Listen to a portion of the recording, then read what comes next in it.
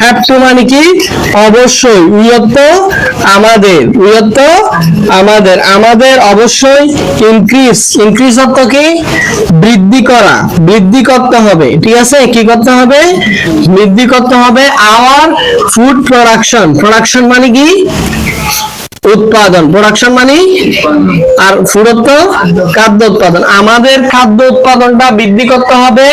very rapidly, very মানে হচ্ছে কি খুবই র্যাপিডলি দ্রুতভাবে, তাহলে এটা হচ্ছে ভেরির পরে যেটা থাকবে অ্যাডভার্বের পরে অ্যাডজেক্টিভের অবস্থান, অ্যাডভার্বের পরে কিসের অবস্থান অ্যাডজেক্টিভ, ভেরিটা একটা অ্যাডভার্ব, এটার পরে এটা হচ্ছে কি অ্যাডজেক্টিভ, ঠিক আছে, যেমন ভেরি ইম্পর্টেন্ট বলছিলাম না, very important aspect of mankind future crisis, ওই যে এপিজে আবুল কালামের প্যাসেজে পড়াইছিলাম না আমরা, ভেরি ইম্পর্টেন্ট, তাহলে এখানে ভেরিটা কি অ্যাডজেক্টিভ অ্যাডভার্ব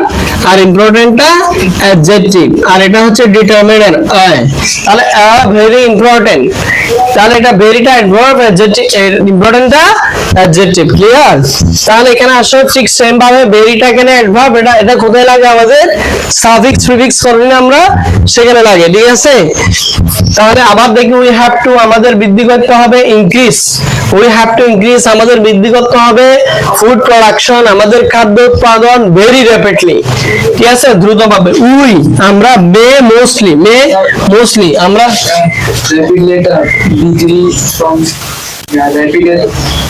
র্যাপিডের কি র্যাপিডলি বি3 ফর্ম না, এটা হচ্ছে একটা অ্যাডজেক্টিভ আছে, ঠিক আছে, এটা বি3 ফর্ম না, বি3 ফর্ম হবে যে ওই ভার্বের, অ্যাডজেক্টিভের না, ভার্বের বি3 ফর্ম হবে যে, ঠিক আছে, তাহলে উই মে মোস্টলি আমরা সাধারণত সলভ মানে কি উই অর্থ আমরা পারি, আমরা মে অর্থ পারি, সলভ অর্থ কি সমাধান করতে, সমাধান করা, ঠিক আছে, সমাধান করতে আওয়ার ফুড প্রবলেম মানে কি খাদ্য সমস্যা, ঠিক আছে, আমাদের খাদ্য সমস্যা সমাধান করতে পারি বাই চেঞ্জিং, আমরা বলছিলাম প্রিপোজিশন থাকলে প্রিপোজিশনের পরে ভার্ব, যদি ভার্ব থাকে ভার্বের সাথে কি হবে আইএনজি যুক্ত হবে, প্রিপোজিশনের পরে ভার্ব থাকলে ভার্বের সাথে আইএনজি যুক্ত হবে, ঠিক আছে, তাহলে এখানে দেখো এখানে দেখো ভার্ব আছে চেঞ্জিং, প্রিপোজিশনের পরে ভার্ব আছে চেঞ্জিং, ঠিক আছে, বাই চেঞ্জিং, তাহলে চেঞ্জ এটা একটা পরিবর্তন হওয়া, এটা একটা ভার্ব না, চেঞ্জ বি1 বি2 বি3, তাহলে বাই এর পরে যখন দেখো প্রিপোজিশন বাই আছে, বাই এর পরে ভার্বের সাথে কি হবে আইএনজি যুক্ত হবে, তাহলে উই মে মোস্টলি সলভ অর্থ কি আমরা সমাধান করতে পারি our food problem by changing পরিবর্তনের মাধ্যমে আওয়ার ফুড হ্যাবিট হবে, মানে আমাদের খাদ্য হ্যাবিট মানে কি যে তোমার অভ্যাস, হ্যাবিট মানে অভ্যাস, আমার তো আমাদের খাদ্য অভ্যাসের পরিবর্তনের মাধ্যমে, এটা চেঞ্জিং অর্থ পরিবর্তন,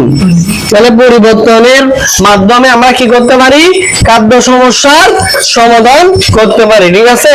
ফর এক্সাম্পল এটা একটা কানেক্টরস, ফর এক্সাম্পল